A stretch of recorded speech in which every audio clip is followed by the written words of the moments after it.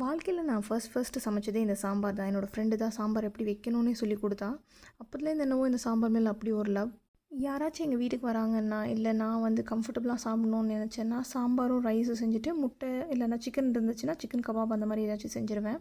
இன்றைக்கி அந்த மாதிரி தான் எனக்கு கொஞ்சம் லேசியாக இருந்துச்சு. சரி இன்றைக்கி சாம்பார் மட்டும் செஞ்சிடலாம் அப்படின்னு சொல்லிட்டு சாம்பார் செய்யலான்னு பிளான் பண்ணேன். அப்போ என்னோடய ஆள் வந்து இல்லை நீ முட்டையும் செய் அப்படின்னாங்க. முட்டை காலியாக இருந்துச்சு. கடையிலேருந்து வாங்கிட்டு வந்து அதை ரீஸ்டோர் பண்ணி முட்டை வேக வைக்க வச்சுட்டு சைட் பை சைடு நான் சாம்பாருக்கு தேவையான வேலையை ஸ்டார்ட் பண்ணிட்டேன். சாம்பாருக்கு இன்றைக்கி வந்து முருங்கைக்காய், முள்ளங்கி, கேரட் தான் யூஸ் பண்ணேன். சாம்பார் ரெடியானோடனே சாதம் வச்சுட்டு அது கூடவே நான் வந்து முட்டைக்கு தேவையான மசாலாவும் ப்ரிப்பேர் பண்ணிவிட்டேன். முட்டை வெந்த உடனே அதை ஓப்பன் பண்ணி கட் பண்ணி அதுக்கு தேவையான மசாலாலாம் தடவி ஃப்ரை பண்ணி எடுத்துட்டேன்.